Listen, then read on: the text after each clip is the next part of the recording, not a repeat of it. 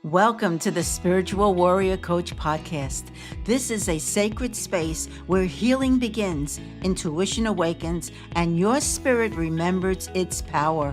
I'm your host, Barbara Savin, author, energy healing specialist, hypnotherapist, and spiritual life coach. For over 35 years, I've guided thousands of souls to protect their energy, trust their intuition, and step into their most empowered self. I invite you to join me for heartfelt conversations, spiritual insights, and gentle practices that nurture your soul and inspire your daily life. And together, we'll explore how to rise above negativity, trust your inner wisdom, and embrace the truth of who you are, a divine, radiant being of love and strength. So take a breath, settle in, and know you are not alone on this journey. You are loved. You are supported, and you are more powerful than you've ever been told. So let's rise together and join me now as your host. So thank you for joining me today, and welcome to the Spiritual Warrior Coach podcast. I'm your host, Barbara Savin, here to help you reclaim your power, your energy, and your authentic self. And today, it is such a blessing to share this sacred space with my very special guest. Her light, her wisdom, and her heartfelt guidance are gifts to all of us. So welcome, Susan, to the show. Oh, Barbara, thank you so much for inviting me to come. It's such a pleasure to be here with you. Believe me, I'm honored to have you on. And before we start our conversation, I'd like to introduce you to my listeners and share a little bit about you. Susan Marco is an advanced clinical hypnotherapist and transformational guide dedicated to helping people reach deep states of healing, learning, and creativity. And through gentle yet powerful methods, she guides her clients into profound relaxation and heightened awareness, allowing them to access their own inner wisdom and discover new solutions for long held challenges. And drawing on more than 35 years of experience as a spiritual teacher, Suzanne integrates clinical hypnosis, past life regression, qigong, and meditation into her holistic practice. And her personal journey through breast cancer, communal living, and navigating her family's struggles with addiction has deeply shaped her understanding of resilience and empowerment, making her work both deep, authentic, and profound healing. Wow, that's some journey there. Yes, it's so funny, Barbara, isn't it? When like to hear someone else read that, it's like, oh, yeah, that was me. That was you. I know. Wow. Gee, where do I begin here? All right. Can you share your first inspired, like what first inspired your path into, doing the hypnosis and healing work? So the hypnosis really came late, right? So I've been in the hypnosis world for the last 7 years. Previous to that, I was a massage therapist for 35 years. Oh, okay. Yes. And I, in my massage practice, was really fortunate to meet a lot of other practitioners of other arts and to be a client of those people, and also worked with some amazing healers part time to supplement my massage practice. And so, I've been on a healing path myself since I'm 25 years old. And my first spiritual teacher, I would say, was teaching something that he called pragmatic meditation and awareness training.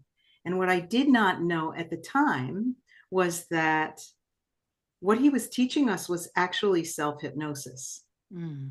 He called it meditation, probably because at that time, hypnosis was just a little too weird for most Yes, people, it sure was. and so that was the method by which all of my spiritual growth was born from that.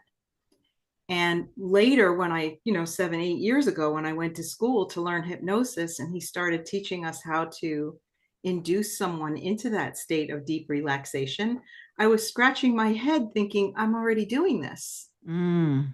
Like I've been practicing this myself all these years. So it really felt like a good fit and where I belonged as a next step, you know, coming out of that massage, transitioning out of that massage practice into the hypnosis. So rather than helping people learn how to relax in their body now, I'm helping people learn how to relax in their mind, in their soul, in their emotional body, and all of it. Which is so important because most people don't have the ability to do that. And Yeah. then they're all stressed, anxiety, the clarity of mind goes out the window. Um, and they just, they're so bottled up. They have such a problem to actually live life, you could say. Yeah. So yeah, hypnosis is a beautiful modality. And the thing is, it's nothing to be afraid of. Well, you know as well as I do that they're all hypnosis is self-hypnosis. Mm-hmm. So when as a client, when you hire a hypnotist or a hypnotherapist, you're the one driving the bus. Mm-hmm. The therapist is just navigating for you where you want to be. So, through that initial conversation and questioning, we find out what it is that the client actually wants to change and where they want to be. And all of that information becomes the work, it becomes the session and how we help guide people. And that's all it is. And they're completely in control, which, I remember many years ago, I had a client that said, "Oh, I don't want you to control my mind." Well, I don't control you at all. If Right. there's anything I say that doesn't resonate with you, all you need to do is open your eyes and you're fine. Right. So yeah, I think the myth of it is a hypnosis is control, but you and I know it's not, Yeah. but it's getting that person to come to us to know that they're the ones in control. It's understandable in a way because if all you've been exposed to is, let's say, show hypnosis, and, Hmm. not all show hypnosis is the same. Some is very, high integrity level. Hmm. And I've seen some people do some really wacky things on stage. So, it can be a little bit scary, but here's the thing. And I know you know this, but for your listeners, when you see someone in a show, and the person, they get induced into a state of hypnosis and they do really like crazy kooky things. Most of the time those people they have lower inhibitions and they like to have fun, Yes. Hmm. so they're not shy to maybe be made fun of a little bit or just to be a little goofy or a little zany, and so they'll follow those suggestions and those instructions.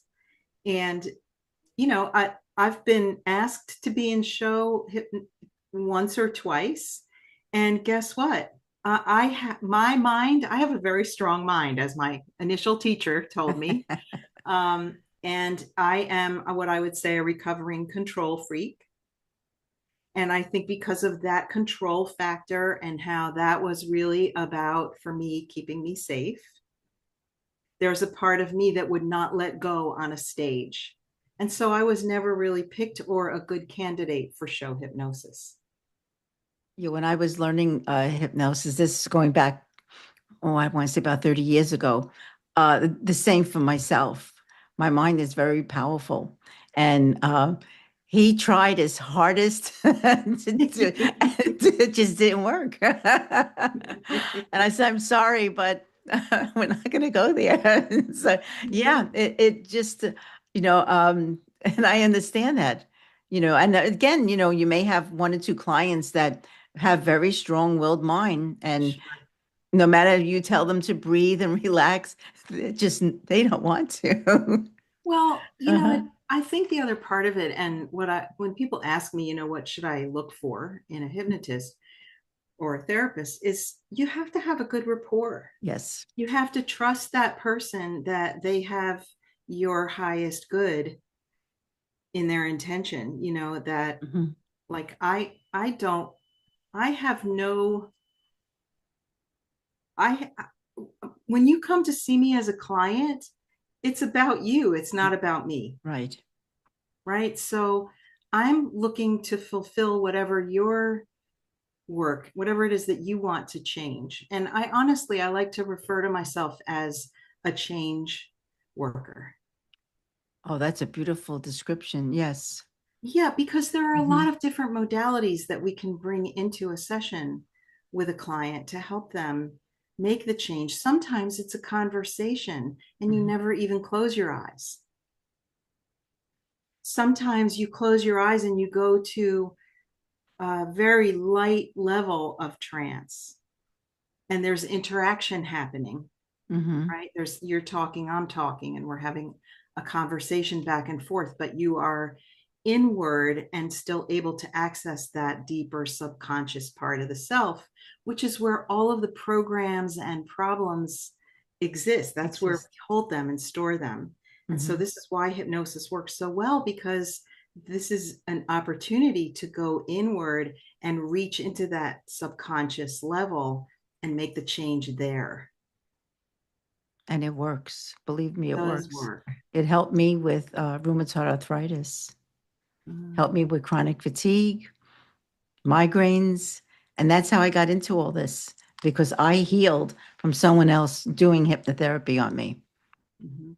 And then I realized through what you mentioned, going deep inside, that it wasn't about the physical aspect, it was emotional and mental.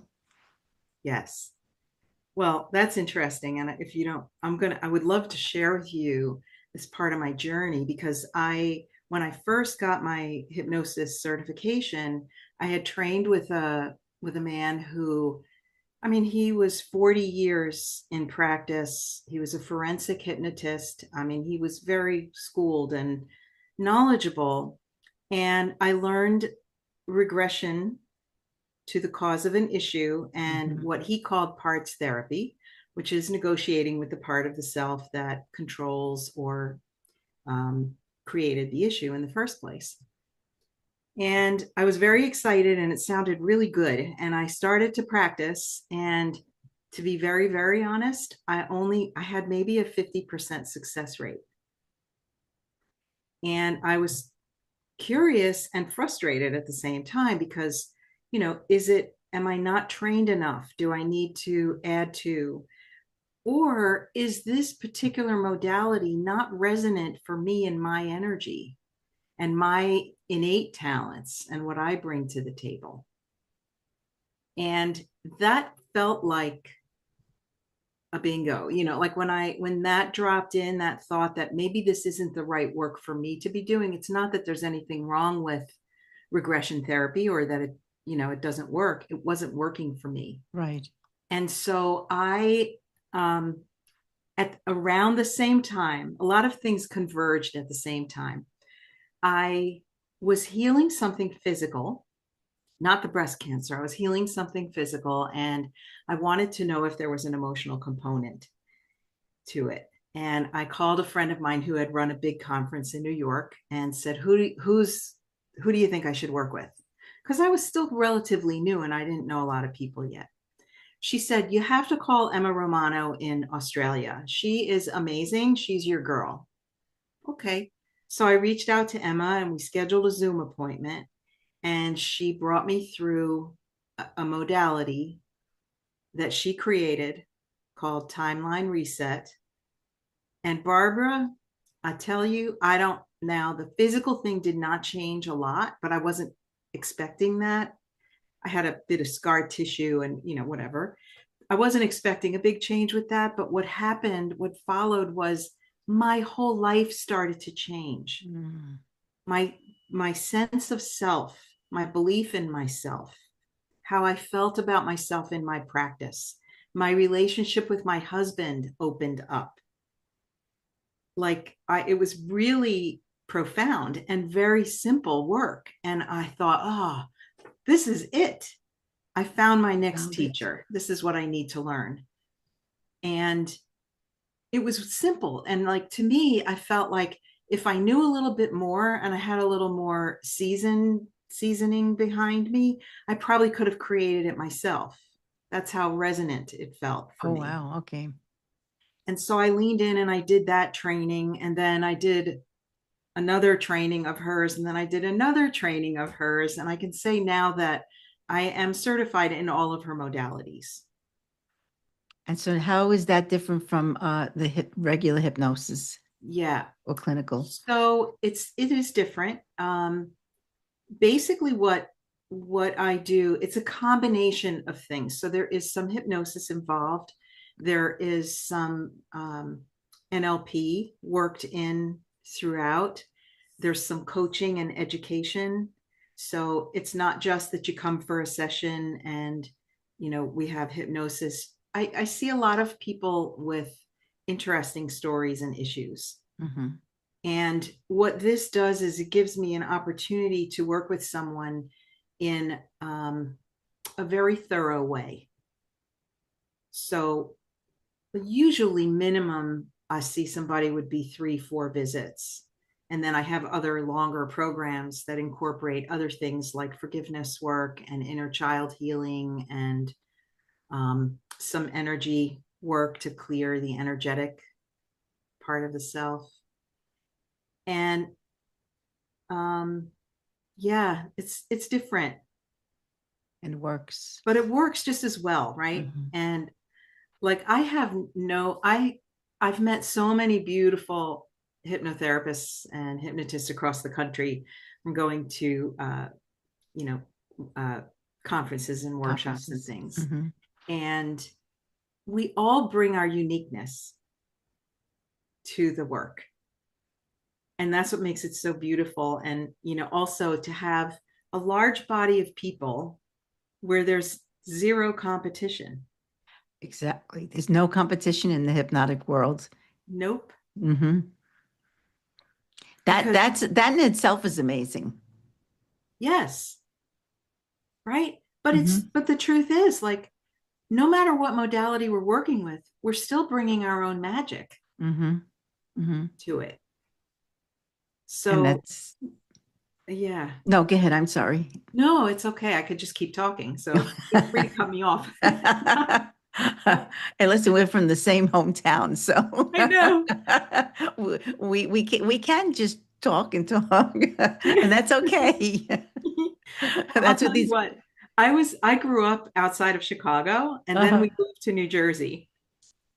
And when I first started meeting my friends from New York, I couldn't figure it out, like, because there is an energy to this tri-state area that is fast and furious, and Yes. we get to the point and we want to say what we're going to say, and we cut each other off, and I'm like, now I'm used to it, and I have to watch myself not to not to do it myself. It's crazy, yeah, because I mean I'm from Brooklyn, from Coney Island, and I've lived there my whole life, and we've been here 22 years now, and I still have that Brooklyn in me. It's hard to Yeah, get rid of. It's what we've grown up with. Yeah, we are fast and needs to get done and be on time. I think yeah, that's what we would just. That's what New York City's all about. yeah. Listen, you can take the girl out of Brooklyn, Yeah. but you can't take Brooklyn out of the girl. No, no. And my grandkids, who all live here in California, say, "Grandma, why do you speak so different?" I said, "Well, give your mother a few times going back there. She'll get back. She'll get back into it." Yeah, and I know it does, especially when I'm on the phone with my sister from back east, and it's right back to the you knows and all this other stuff. Yeah, sure. But well, getting back to you, if you don't mind, I'd like to, talk about your journey, with your breast cancer and how, Yeah. um, what transform and how did you actually, empowered yourself and your healing? Yeah. So thank you. So I first want to back up a little bit and say that the basis of that 4 session modality timeline reset, it is really about releasing long held negative emotion and limiting belief. Hmm. So put that aside for a minute. And back in 2018, I think late in 2018 was when I got my diagnosis. So I had an intuition. I hadn't been for a mammogram in a couple of years, and I just something said go, and I had a bad feeling about it. And I Mm-hmm. went, and then they called me and said, come in, we want to do, ultrasound and a biopsy. And when I was having the biopsy, first of all, the technician that was doing it was a young man, and he was so beautiful. Like, he was just a good soul, and soft and gentle and understanding and, quiet, which I needed for my nervous system. When you're laying on a table and Oh, somebody's yeah. putting a needle, and there's a screen where you can see what they're seeing when they put the needle in to take out the tissue. They're looking at a TV screen so they can see where to go with the needle. And I'm looking at the picture, and I've been around a little medically, so I'm like, doesn't really look good. And I said to the technician, listen, it was a Friday afternoon. Okay. Now, I wasn't going to get to speak to anybody until Tuesday.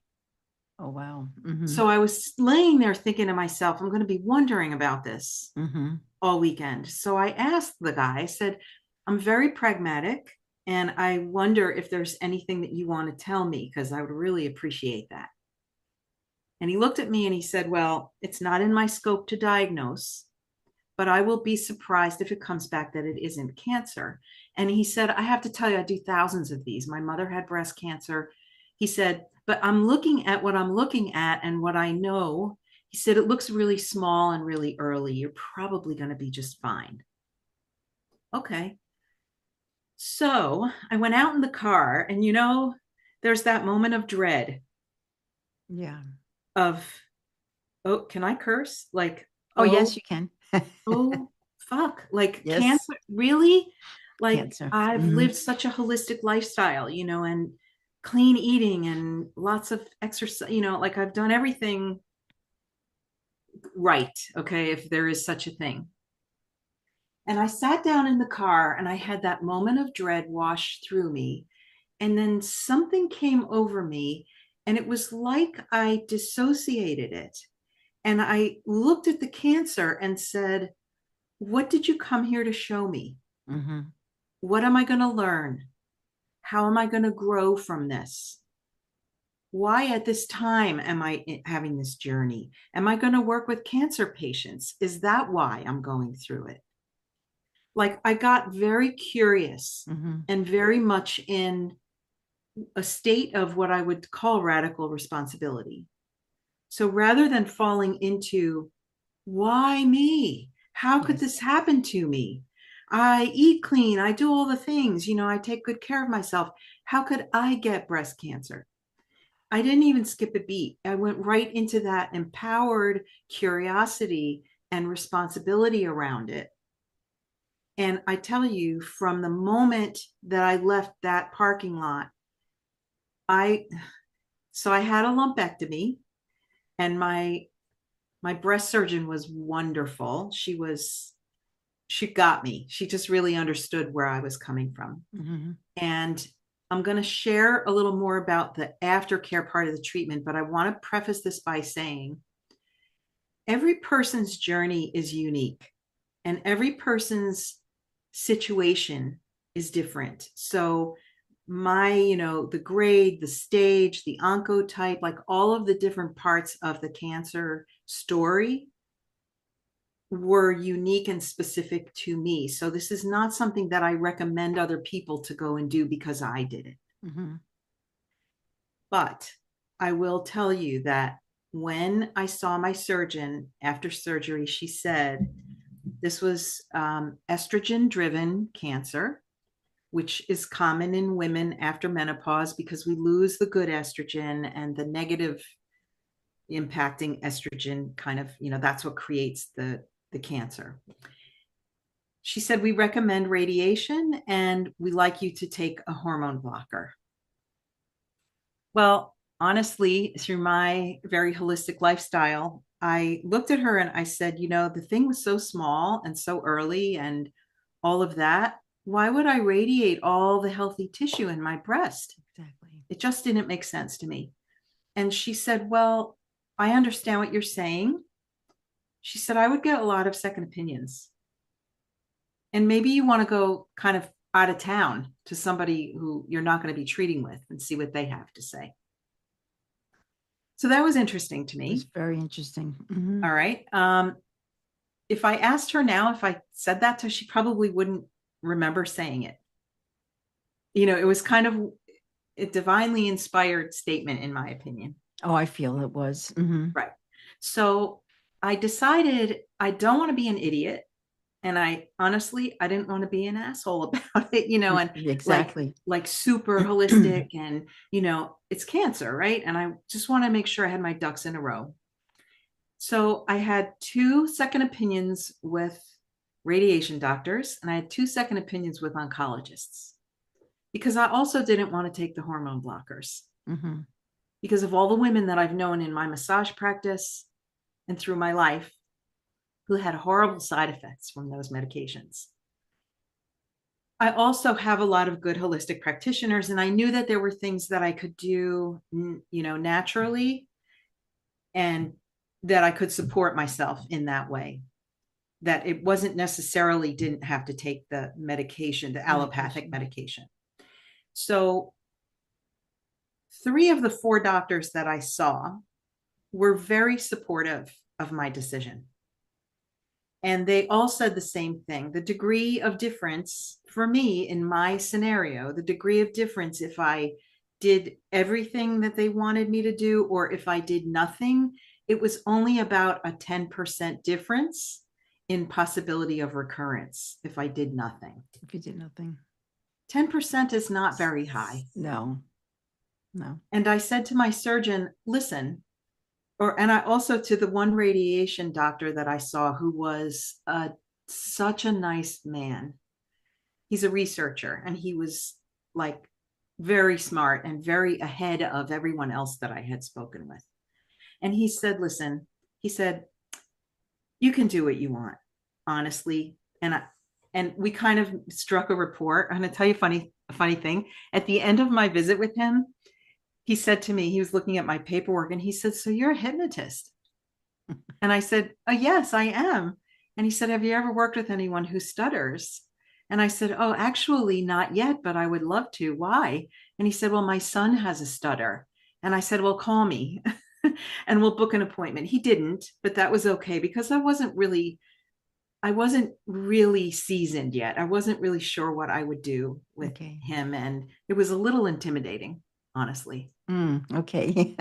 If I'm honest. So anyway, so we had this, beautiful conversation. And a month later, he called me and he said, I just wanted to follow through, which I thought was interesting that he called me himself. He didn't have his assistant call me, And he said, I'm just curious what your decision is. And I said, well, honestly, with all due respect, I'm not going to do radiation now. I just don't see the point. If I have a recurrence, which I'm not planning on, but let's talk about it then. Right. But you know what? I'm pretty sure I'm not going to see you again, at least not at MSK. And that was the Memorial Sloan Kettering. We have a local branch here. So he said, you know what? He said, I'm quite sure that I won't see you here again either.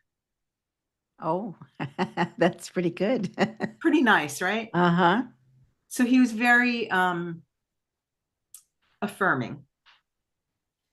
The other doctor that I saw, the 4th doctor, was an oncologist, a woman. She was the only woman of the 4. And I went in to sit down and she said, when do you start your radiation? And I said, oh, I've decided I'm likely not to do radiation. And she said, oh, well, let's talk about the tamoxifen or whatever it was. And I said, I'm kind of on the fence with that too. And she looked at me and she said, you're not going to have radiation and you're not going to take the medicine. You're going to have a recurrence. Oh, she put that in your mind. So I looked at her and said, excuse me, but who died and made you God? Exactly. And this is where people think they're not hypnotizable. We are hypnotized all day, every day through. Somebody gave me a definition of hypnosis is when you are given a suggestion and you receive it. Yes. Whether that is from someone else or in your own head.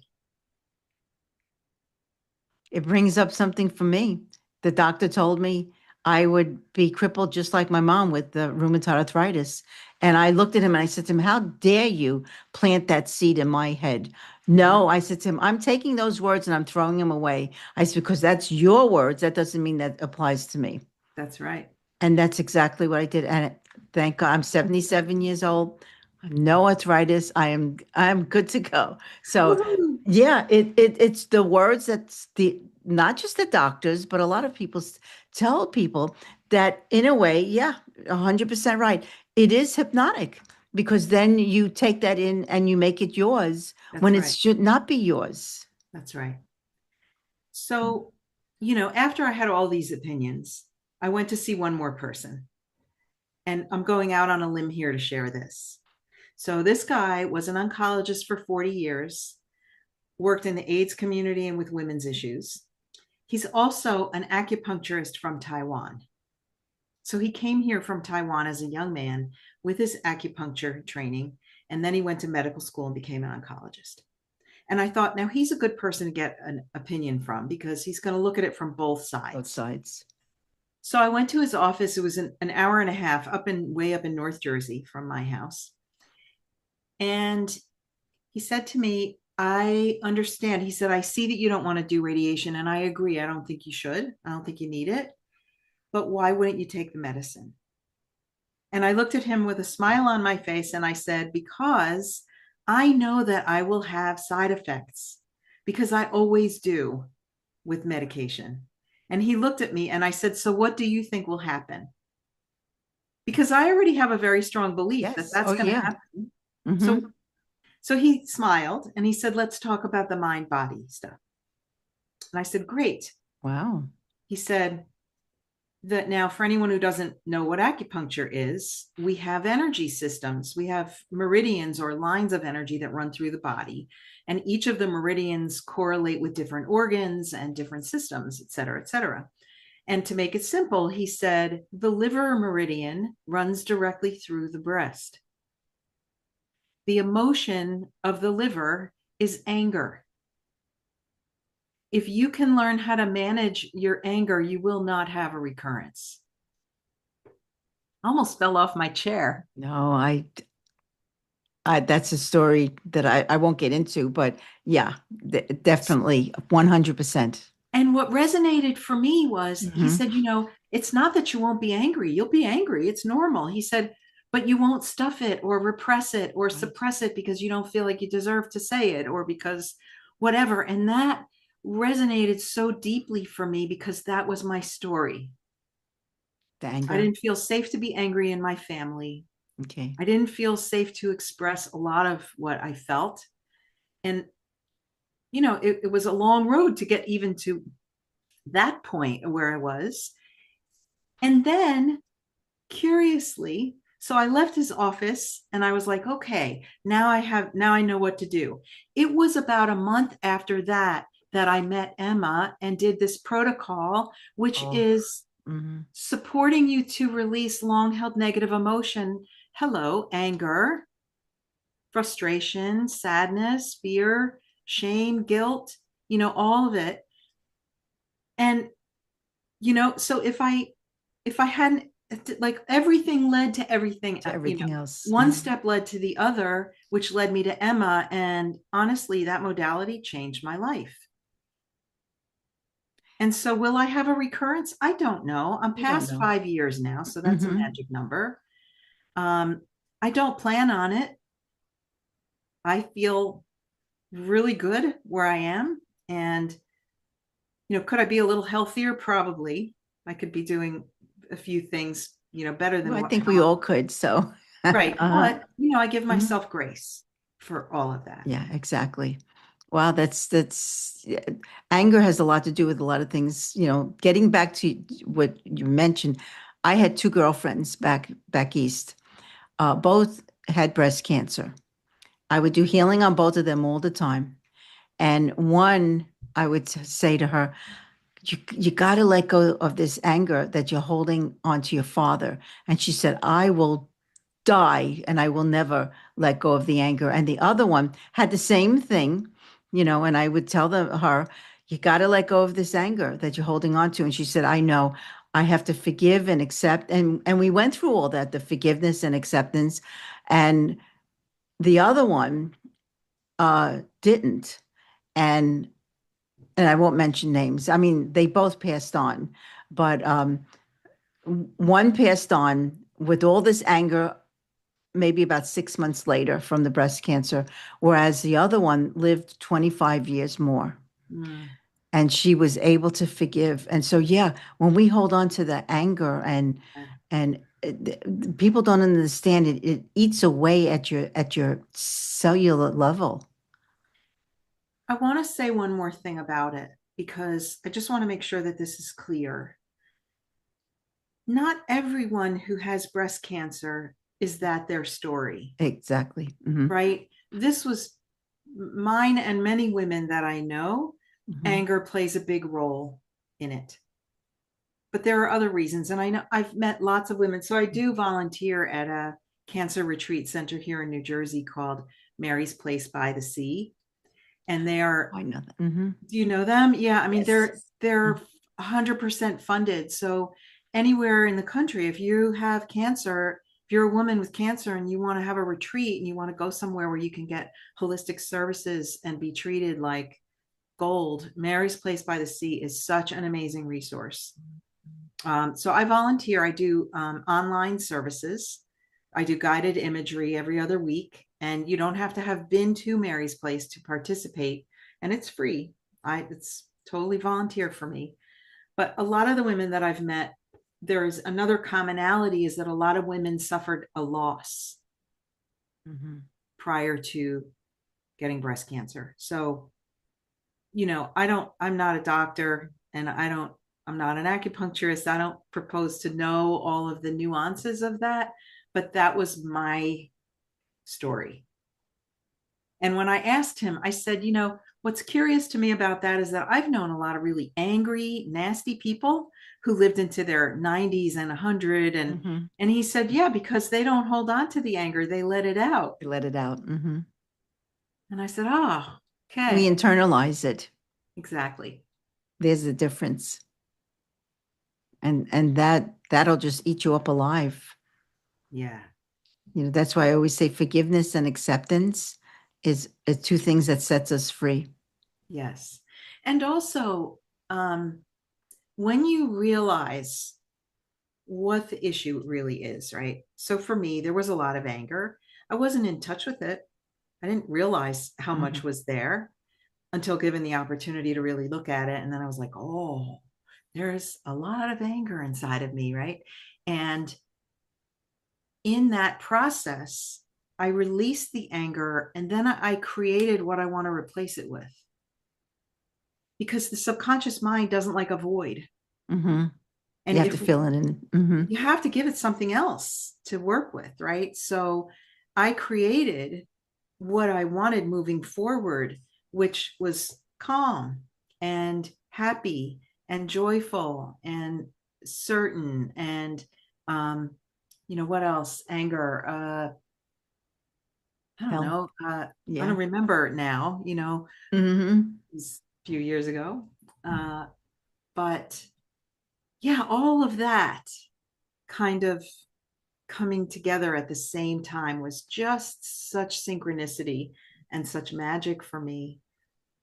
And I never really thought about that cancer as like I looked at it as a dis-ease in my body. Hmm. I didn't feel like it was mine. Right. And that is a big distinction too when we are healing something or when we're looking at like, so Emma healed herself of MS. Wow. She was very sick. Like she lost feeling on the left side of her body. She had optic neuritis. She was losing her eyesight. And the doctors told her, she's in Australia, the doctors told her, get your affairs in order because you'll be in an institution within a year. And she was like, no way, Hmm. that's not going to be me. And she went about, I mean, she tells the story. I don't think she'll mind if I'm sharing this, But her 14-year-old son was sitting on the couch with her one day, and he put his hand on her leg and he said, "Mom, I'm glad you're sick." And she said, "What?" Wow. And he said, "You're still."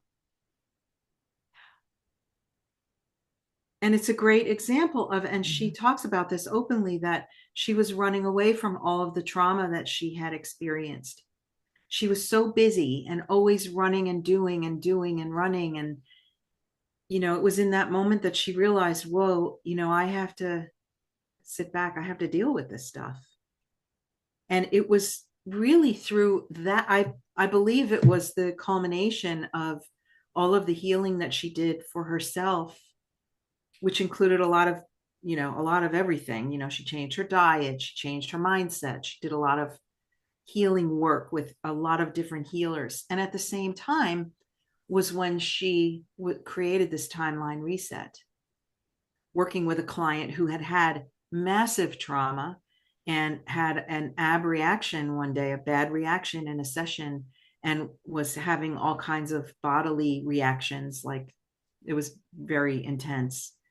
And, she talks about that she prayed in that moment for God to show her what to do, because she had to help this woman. She didn't know what to do. She was a new hypnotherapist at the time. And um, this this modality, the idea of it, came through in that moment to And that's her. how it came about. And She that's how it helped. came about. Wow, that's an amazing story. Well, usually us as healers, we've been through so much, Mm-hmm. and that's why we chose to now share what our gifts and everything to others, because we've been through either near-death experiences or deep hurt or betrayal or whatever it may be. And Right. that makes us stronger, because we have not become victims of the situation, which is so important. Yes. Yeah. So, with all this, I know you were living in a communal house for 10 years. Oh, yes. And yeah, you had a lot of, you know, addiction, and, with your stepson. How did all this help you get through all this? The modality? Well, I would say that everything leads to, everything that I've done was kind of stepping stone to where I am now. The communal experience this was the same person that taught me that, and that early meditation of that was really self hypnosis. We all met through him, and we were using the same modality, the same meditation, the same thing. And we just realized we were living all over the state at the time. And we realized if we pooled our resources, we could live so much easier and better.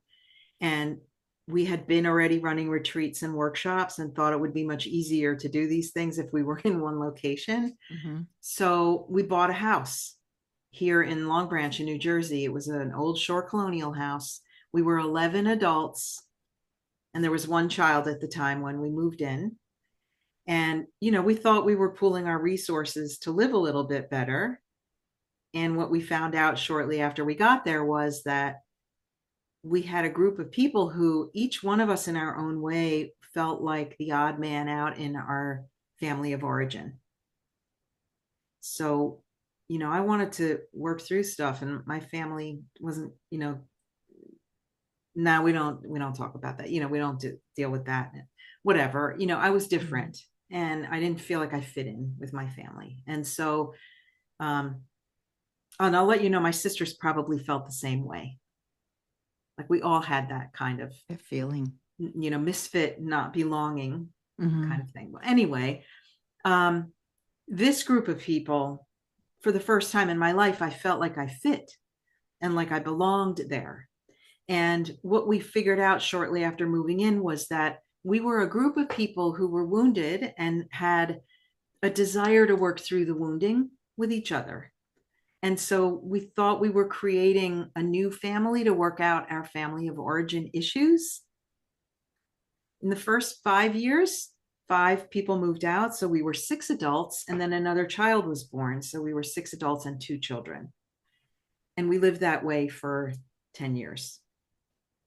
It was, Barbara, very much like a marriage, in that when you're married and you are dedicated to someone else and, you know, their needs and what makes them happy, and you learn a lot about yourself Mhm. because you're mirrored by that other person. And often we attract people who will mirror what we need to heal, Mhm. right? Well, so we all had 5 mirrors, It's a lot of mirrors. plus the children. Yeah. And, where we thought that we were recreating some of our family, some of our stuff to heal, we actually recreated some of the issues with each other. Oh, okay. And it was quite an experiment, because what I know now when I look back is that I got to experience and see those wounds, but from the standpoint of an adult, not a wounded child. And that's very powerful. Hmm. And I learned a lot. It was like marriage, college, advanced family dynamic training, like it was a lot of learning. Lot. Hmm.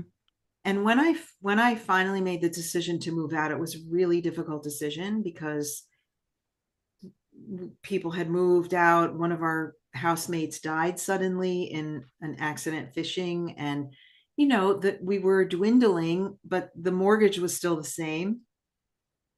And I knew if I left, they weren't going to be able to maintain the house. And so I was the straw that broke the camel's back. Oh, okay. And it wasn't popular. No, I They, bet it and wasn't. Yeah. and it was tough on everyone. It was tough for them, but it was also tough for me. But in a way, it was probably one of the best things that I ever did, because it really empowered me to step into my own 2 feet. Because for 10 years I lived in an environment where I had all the support. I had all of my friends lived with me. We had some intimacies, but it wasn't about that. People think, oh, you guys must have been like, it wasn't about that. It was Hmm. more our connection with each other and how we were helping each other grow and learn. And we made a lot of mistakes. If I were to do it again, I would change some things for sure. Like, if you're going to live in a big group like that, you have to have autonomy. We didn't really have a lot of autonomy. Okay. We were in each other's business. Like you are in a family. Like, we Well, really yeah. did create a family. Hmm. Um, and so I'm grateful for that experience. Uh, and at the same time, there was a lot of opportunity to learn there. I say tongue in cheek, Wow. Yeah. right? Um, but yeah, that honestly, many of the lessons that I learned in the house inform my practice every day. So, what happened with what was it, your stepson? Oh, my stepson, yeah. Yeah. So when I moved out of the house, 6 years after I moved out of the house, I met my now husband, Okay. Barry, and what a great guy. I mean, I met him late in life. He'd been married 4 times, well, 3 times before me. So I'm number 4. Okay. But he doesn't give up. Hmm. He was going to keep going until he found the right one, right? And that's me. So we have a great relationship and a great rapport, and our values are very aligned. When I met him, he has 2 kids. His son was living with him. And when we decided that we were really serious and this was, we were ready to go, I moved in with them in a 2-bedroom townhouse with this 16-year-old boy and my husband and I. And my husband snores, so it was very difficult to sleep. Uh, I was right at the beginning of menopause also. Oh. And yeah, I mean, so you can imagine, right? It was very challenging. And among all of that, I said to him, listen, we need a bigger space. I'm going to find us someplace. And I found where we are now. this beautiful house. We have a little river in the backyard. I mean, it's very, very sweet where we are. But around that same time, my stepson was experimenting with drugs, and I knew it because I had my own experience with that as a kid. But when I was growing up, we didn't have heroin. Mm-hmm. Heroin is like Yeah, it's different. pot was for us then. I mean, it's so prevalent and so available, and 6 degrees of separation. You really can't go very far outside of your circle to find somebody who's affected by opioid addiction, right? And so he fell down that rabbit hole with heroin, and it was a rough road. He was in and out of treatment a few times. He did overdose on our floor once.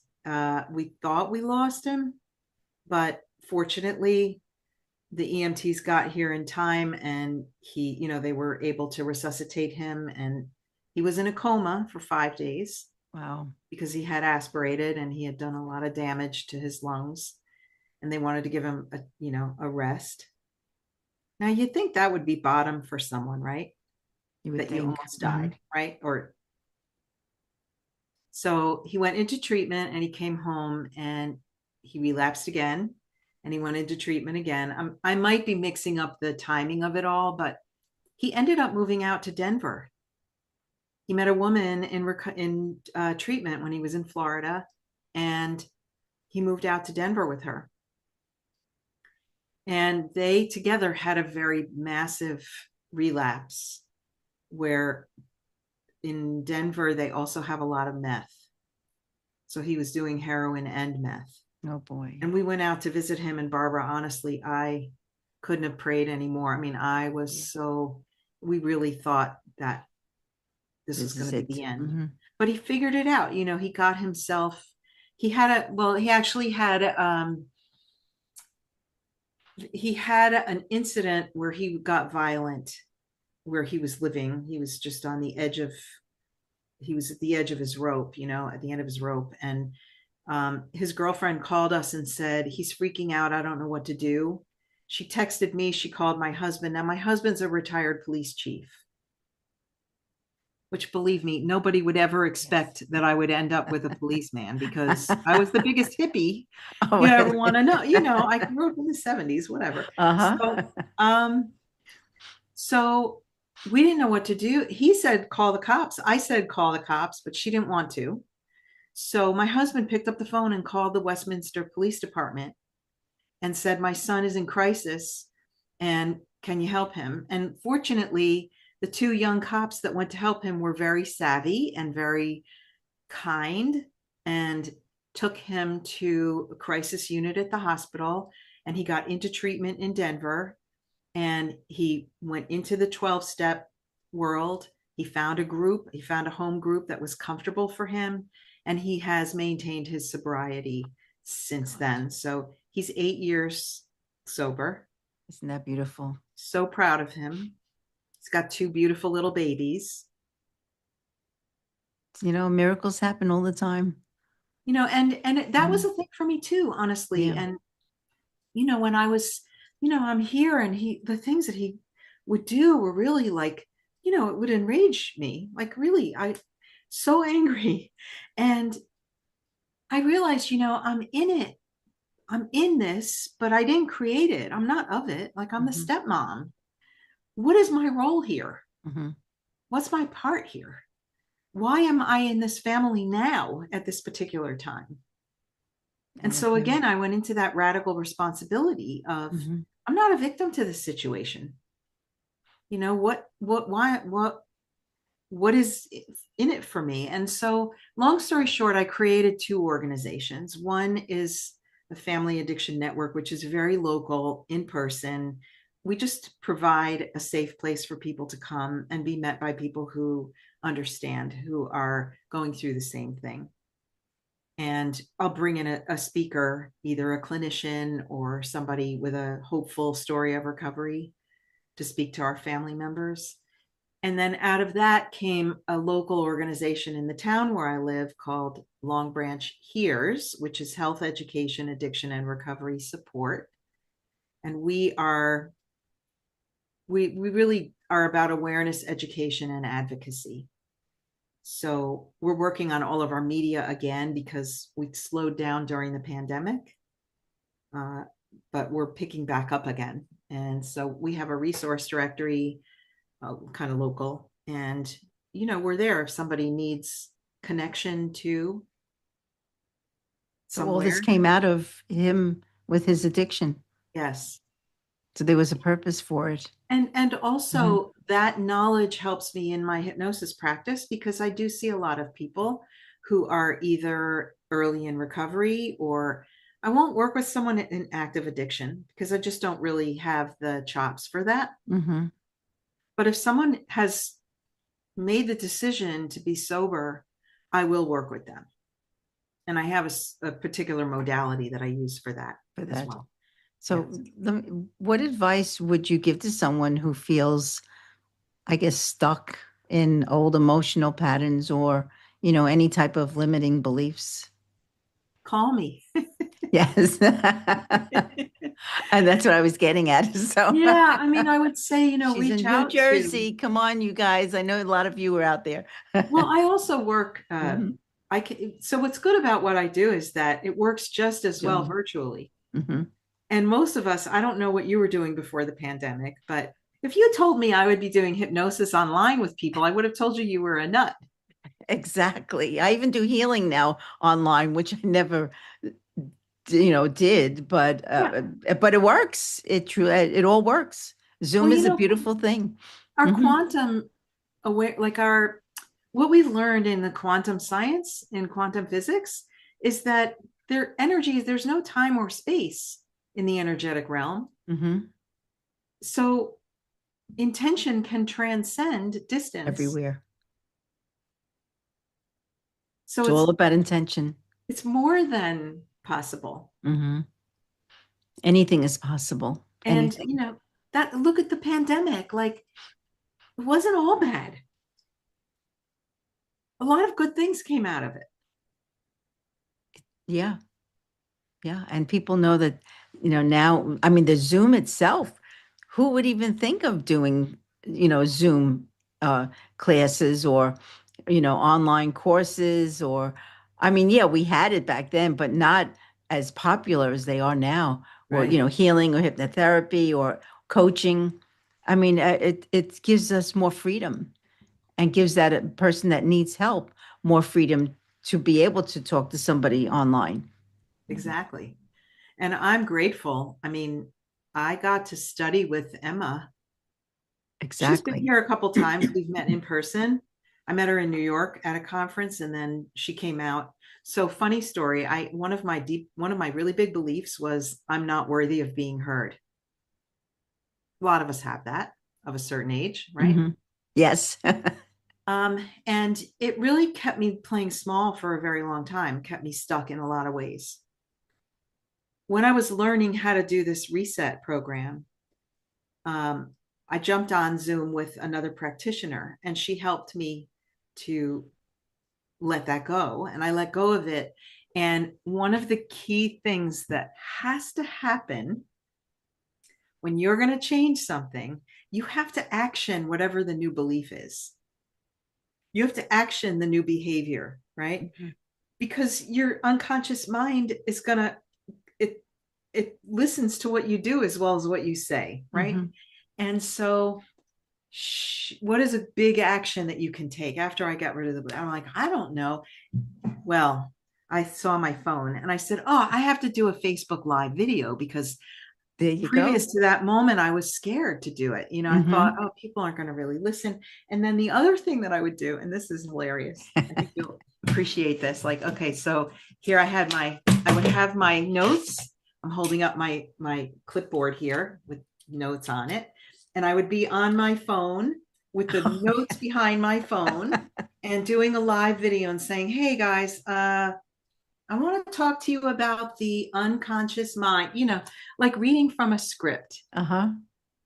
Well, I jumped off. I'm at the end of the session and she's watching me and I jump on it. And I'm like, Guys, you won't believe it. I can you imagine that I was afraid to do a Facebook Live video? Well, I got rid of that just now. I did a session in this work that I'm learning how to do, and I was like blubbering really, and but I It's got it okay. out, and Uh-huh. I said, I'm done. I don't believe that anymore. You're going to get sick of seeing me. I'm going to be on here every day. Blah blah blah. See you later. And I put the phone down, and I was drenched. I was Sweating. sweating. I was like, but I did it, and I didn't die. Exactly. Exactly. And here's the cool part. The next morning, 3 people reached out to me on Facebook and wanted to know what was this work that I was learning how to do because they were curious.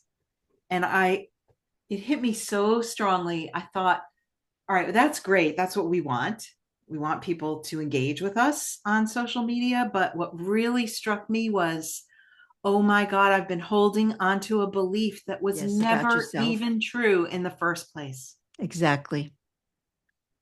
And Oh. that was the end of that. Hmm. Isn't that And now, amazing? when that belief drops in now, I hear it.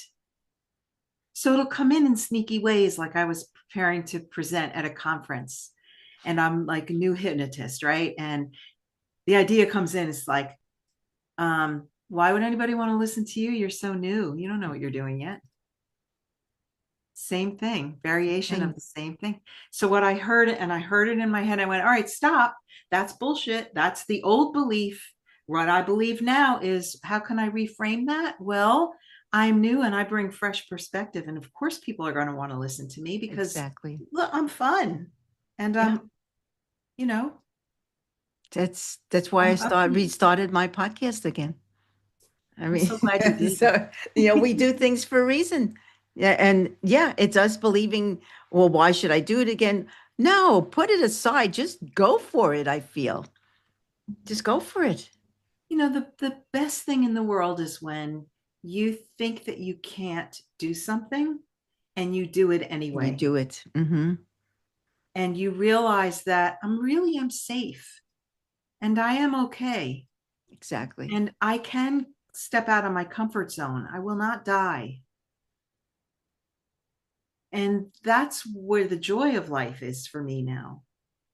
I have the same thing. And I always tell myself every day, Barbara, you're okay. You're okay. Yeah, I'm Yes. okay. I'm okay. So yeah. And then you just go for it. Because nothing will happen. Was Look, we're chatting, and yeah, this is a podcast, and it's a beautiful space that we're sharing, and why not share our things that have happened to us, so Yes. that people know that they're not alone. Yes. And that was big with the addiction piece because a lot of people that I've met who have family members, they don't really want to talk about it. And Mhm. their friends can only hold so much of that. So having a safe space where you can go and, hear other people's, it's a support group, you hear other Yeah, people's and stories it's and important. yeah. So I know we can talk forever here, Yes. but where can my listeners, and a lot of my listeners are back east, so come on, listen now. Where can Um, they get a hold of you, thank, and learn more about you or book a session with you? yeah, thank you, Barbara. So the best thing is to go to Susan Marco with a C, Marco, susanmarco.com. Okay. There is a contact tab, so you can reach me through the website. You can also friend me on social media. Everything is under my name, Susan Marco. I am my business. I didn't need to come up with fancy names because people will remember me more than they'll remember some moniker, in my Hmm. opinion. So yeah, susanmarco.com. You can email directly, susan@susanmarco.com. Okay. Yeah, I'll have all that in the notes. Um, yeah, and do you have a podcast or I not do. yet? I have a Oh, you podcast. do? Thank Okay. you. My podcast is called Trance Talks. Ah, Uh, okay. and yeah, that's cool, right? Trance Talks. And I like Barbara, I interview my friends and colleagues who do amazing, wonderful alternative healing modalities. And I'm in the middle of season 2 right now, and my podcast you can see on YouTube or Spotify. I'm not on the Apple network. Oh, we got to get you on Apple. Yeah. I can tell you how to do it. It's just go on Podbeam. Yeah. Have you ever heard of Podbeam? Yeah, I think so. Yeah, I'm you on do. what's it called? Buzzsprout. Oh, okay. Yeah, it's similar. Yeah. It's similar. Yeah. But yeah, it's important for us to be heard on all avenues. Yes, thank you. So again, it's Susan Marco, marco.com. Yeah. Okay. Well, Susan, thank you so much for this beautiful time that we've spent together, this heartfelt story that you shared with the cancer and stepson and everything else and your healing, which is a beautiful thing. And I also, I'm very grateful um, for my beautiful clients, and people that listen to these podcasts, for allowing, yourself to open your heart and joining us on these journeys. And remember, you are powerful, you are loved, and your light matters, more than you'll ever know. So until next time, just keep shining, keep truly believing in yourself, and know that you are never alone on this journey and path. And have a beautiful week filled with love and with light. Love, Barbara.